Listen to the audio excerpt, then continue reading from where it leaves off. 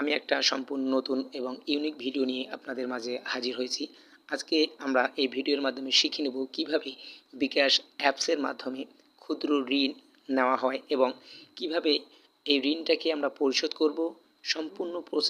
সম্পূর্ণ সিস্টেমটাই কিন্তু আমরা এই ভিডিওর মাধ্যমে দেখে নেব। সো প্রথম থেকে শুরু করে শেষ অবধি পর্যন্ত দেখতে হবে এবং ভিডিওটি যদি কারো কাছে ভালো লাগে অবশ্যই লাইক কমেন্ট করবেন এবং প্রচুর পরিমাণে শেয়ার করবেন। সো আমরা যখন কোনো ক্রাইসিসে বা বিপদে পড়ি, হ্যাঁ, সো কারো না কারো কাছে আমরা হেল্প নেই, মানে টাকার জন্য আমাদের হাত পাততে হয় অথবা কারো কাছে সাহায্য নিতে হয়। সো এখন থেকে আমরা কারো কাছে হাত পাতবো না অথবা কারো কাছে আমরা সাহায্য নিব না। সো বিকাশ অ্যাপসের মাধ্যমে সিটি ব্যাংক থেকে ক্ষুদ্র ঋণ আমরা কিভাবে নিব এই প্রসেসটাই কিন্তু এই ভিডিওর মাধ্যমে আমরা দেখব। সো প্রথম থেকে শুরু করে শেষ অবধি পর্যন্ত দেখতে হবে এবং ভিডিওটি ভালো লাগলে অবশ্যই লাইক কমেন্ট শেয়ার করবেন এবং যারা ইউটিউব থেকে দেখবেন অবশ্যই সাবস্ক্রাইব করবেন এবং যদি ফেসবুক থেকে দেখে থাকেন অবশ্যই প্রচুর পরিমাণ শেয়ার করবেন। সো এখন আমরা চলে যাব মেইন প্রসেসে। এখানে বিকাশ যে অ্যাপস রয়েছে এখানে আমরা ক্লিক করব। বিকাশ অ্যাপসে ক্লিক করার পরে অলরেডি কিন্তু আমার মেইন যে বিকাশ সেখানে আমরা অলরেডি প্রবেশ করলাম।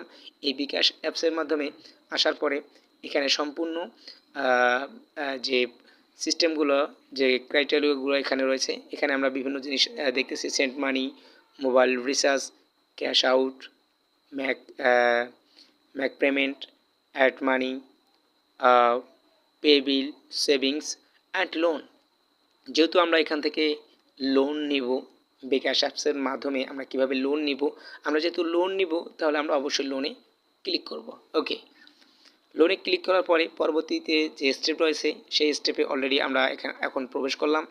প্রবেশ করার পরে এখানে আমরা দেখতেছি যে গেট এ লোন ৩,০০০ টাকা।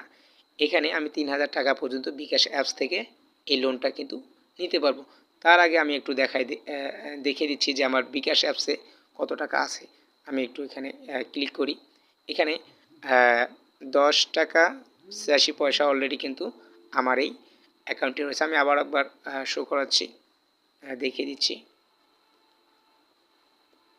এই যে 10 টাকা ৮৬ পয়সা কিন্তু আমার মেইন ব্যালেন্সে কিন্তু রয়েছে। এখন আমরা আবারও লোনে ক্লিক করব। লোনে ক্লিক করার পরে আমরা আবার চলে আসলাম, আগের জায়গায় ফিরে আসলাম।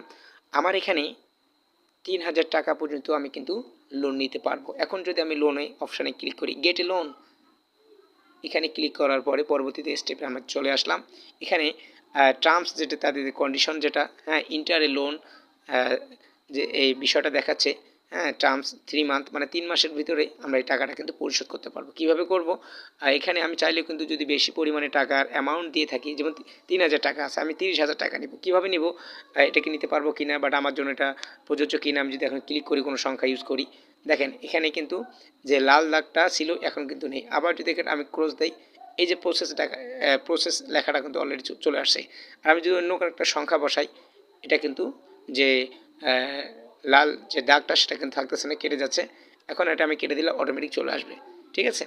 সো এখানে আমার লিমিটটা হচ্ছে ৩,০০০ টাকা পর্যন্ত। আমি কিন্তু চাইলে ৩,০০০ টাকা কিন্তু নিতে পারবো। আমি কিন্তু এর পূর্বে দেখিয়েছি যে আমার মেইন ব্যালেন্সে কিন্তু মাত্র 10 টাকা ৮৬ পয়সা রয়েছে। এখানে ৩,০০০ টাকা পর্যন্ত আমি কিন্তু নিতে পারবো। তাদের মেইন অ্যামাউন্ট হচ্ছে, মিনিমাম লোন অ্যামাউন্ট হচ্ছে 500 থেকে শুরু। 500 থেকে ৩,০০০ টাকা পর্যন্ত আমি এই বিকাশ অ্যাপস থেকে লোনটা নিতে পারবো। তো যেহেতু আমি এখান থেকে ১,০০০ টাকা নিব, হ্যাঁ, ১,০০০ টাকা নিব আমি, তাহলে আমি ১,০০০ টাকা ক্লিক করি। ১,০০০ টাকা ক্লিক করলাম। ১,০০০ টাকা ক্লিক করলে আমি ১,০০০ টাকা এখন উইথড্র করব বিকাশ অ্যাপস থেকে। তাহলে আমি এখন ক্লিক করলাম। আমি ৩,০০০ টাকা নিব না, আমার প্রয়োজন নেই, আমি ১,০০০ টাকা নিব। সেই ক্ষেত্রে আমি এখন পরবর্তী স্টেপে চলে যাব। ওকে, পরবর্তীতে স্টেপে চলে যাওয়ার পর এখানে দেখাচ্ছে সিটি ব্যাংক, হ্যাঁ, এই যে সিটি ব্যাংক দেখাচ্ছে, এই সিটি ব্যাংক থেকে আমাকে লোনটা দিচ্ছে। তারা আমাকে ক্ষুদ্র একটা ঋণ দিচ্ছে, হ্যাঁ। এই ঋণটা আমি কিন্তু অ্যাকসেপ্ট করতে পারবো, বিকাশে নিয়ে আমার মেইন ব্যালেন্স নিতে পারবো। সো মেইন ব্যালেন্সে যদি আমি নিতে চাই তাহলে আমাকে কী করতে হবে, তারা কিছু এখানে কন্ডিশন দিয়ে রাখছে, কত দিনের মধ্যে আমি আসলে এই টাকাটা তাদেরকে রিটার্ন দিতে পারবো।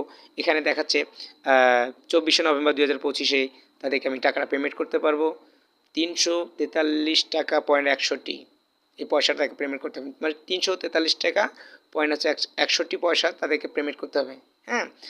এটা তারপরের মাসে আমরা পেমেন্ট করতে পারবো 24শে ডিসেম্বর 2025 আমরা দিতে পারবো সেম টাকাটাই, এবং জানুয়ারিতে 24শে জানুয়ারি 2026-এ সেম টাকাটাই আমরা দিতে পারবো।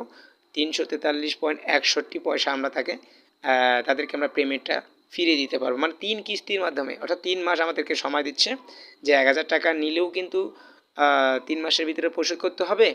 যদি আমরা 3000 টাকাও নেই সেখানেও কিন্তু সেম, আপনারা 30,000 পর্যন্ত হয়তো বা এখানে লিমিট আছে, 30,000 পর্যন্ত নিতে পারবেন, 20,000 30,000 এরকম করে নিতে পারবেন লিমিট ওয়াইজ, মানে আপনাকে তারা কত টাকা পেমেন্ট করতেছে বাট আপনি কত টাকা তাদেরকে পেমেন্ট করতে পারবেন সেরকম একটা লিমিট থাকবে। যেমন আমি একটু আগে আপনাদেরকে দেখাইলাম 3000 টাকা আমার লিমিট, মানে তারা আমাকে 3000 টাকা পেমেন্ট দিতে পারবে, আমার লিমিট হচ্ছে 3000 টাকা, বাট তারা আমাকে পেমেন্ট করবে 3000, 3000 বেশি আমি নিতে পারবো না, এটাই আমার লিমিট।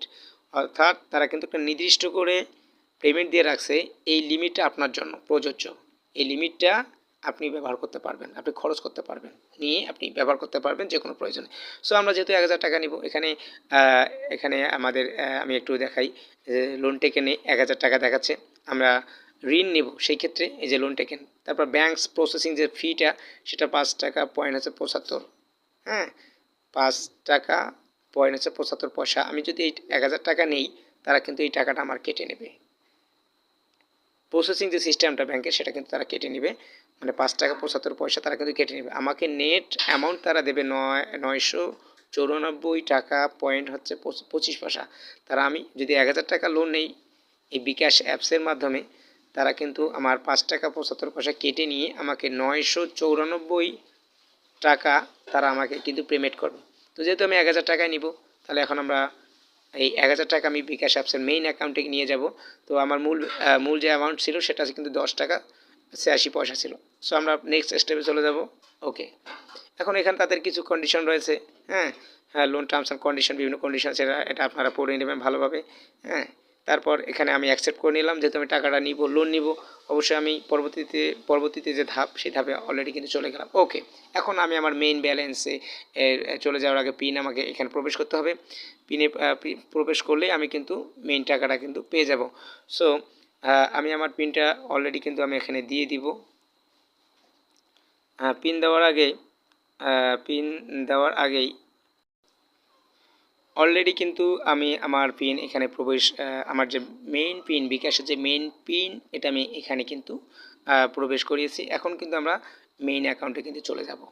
এখন যদি আমি ক্লিক করি, পরবর্তীতে ক্লিক করি, আমরা যেভাবে লোনটা নিয়ে থাকি, হ্যাঁ বিকাশ অ্যাপসের মাধ্যমে, এই প্রসেসিং সিস্টেমটা কিন্তু এখন অলরেডি কিন্তু আমাদের চলে আসবে। এখন যদি আমি এই জায়গাটাতে ক্লিক করে ধরে রাখি, অলরেডি কিন্তু আমার লোন চলে আসবে। আমি এখন ক্লিক করতেছি, অলরেডি কিন্তু সাকসেসফুল দেখাচ্ছে, দেখেন। একটু অপেক্ষা করতে হবে,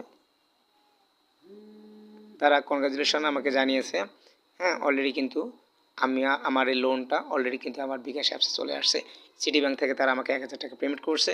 আমি এটা কীভাবে দেখব, দেখেন আমার মেইন অ্যাকাউন্টে, আমি যদি মেইন অ্যাকাউন্টে চলে যাই, মেইন অ্যাকাউন্টে আমার ছিল 10 টাকা 86 পয়সা। এখন কিন্তু আমার মেইন অ্যাকাউন্টে যদি আমি ক্লিক করি, 1005 টাকা পয়েন্ট 11 পয়সা অলরেডি কিন্তু আমি বিকাশ অ্যাপস থেকে লোনটা কিন্তু আমি গ্রহণ করতে পেরেছি।